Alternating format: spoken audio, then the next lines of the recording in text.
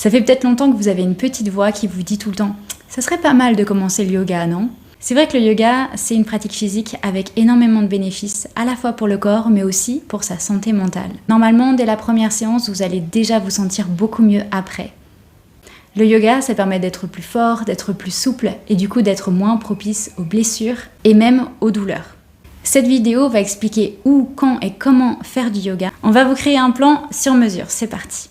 Tu as la motivation, on va passer à l'exécution. Déjà, où est-ce que tu peux faire du yoga? Est-ce que c'est possible pour toi de faire du yoga à la maison sans te taper dans tous les meubles autour de toi? Et est-ce que autour de chez toi, il y a un studio de yoga?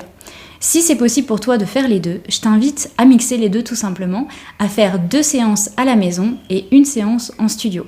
Par exemple, le mardi et le jeudi, tu vas faire 2 séances à la maison et le dimanche, un cours en studio. Être en studio, ça va te permettre de découvrir l'ambiance autour du yoga et aussi de rencontrer du monde et d'avoir un interlocuteur chaque semaine puisque tu auras un prof de yoga.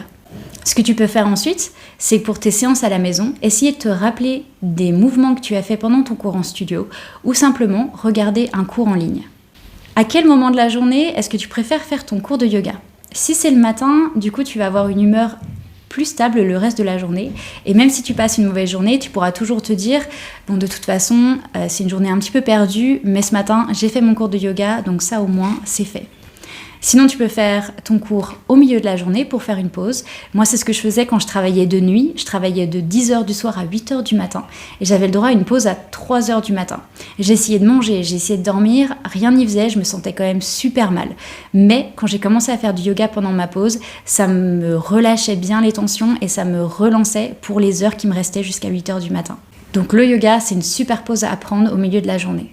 Et sinon, si tu veux le faire le soir, ça va te permettre de relâcher les tensions, surtout si tu t'assois énormément pour travailler, et ça te permettra donc de mieux dormir. Si tu fais un cours en studio, je te demande à d'abord les contacter et leur demander quel est le meilleur cours pour débutants qu'ils ont. En studio, tu vas découvrir qu'il y a plein de types de yoga. Les plus difficiles, c'est Power Yoga, Vinyasa, il y en a plein d'autres. Les plus faciles, Hatha Yoga, c'est ce que j'enseigne sur mon site internet, Hatha Yoga. Aussi, fais attention à ne pas manger une demi-heure avant ou une demi-heure après ton cours de yoga, puisque tu vas beaucoup bouger ton système digestif. Au niveau de l'équipement, ce qui est génial avec ce sport, c'est qu'il y a besoin de rien. Tu peux faire ton yoga en pyjama sur de la moquette, sur une serviette. Donc vraiment, si tu veux juste tester et tu veux pas mettre de l'argent dans de l'équipement, tu peux le faire comme ça. Ce matin, à mon cours à Bali, à 9h du matin, il y a une fille qui est venue en pyjama. Et tout le monde s'en fiche. Si tu veux pas le faire en pyjama, pour les femmes, c'est legging et pour les hommes, souvent, c'est short. La marque la plus connue de vêtements pour le yoga, c'est la marque Lululemon. Au niveau du tapis, si tu n'as pas déjà un tapis, tu peux simplement demander autour de toi, à tes collègues, tes amis, s'ils n'ont pas un tapis en rab à te prêter pendant quelques temps ou à te donner. Ou tu peux l'acheter. Moi, ma marque préférée de tapis, c'est Manduka.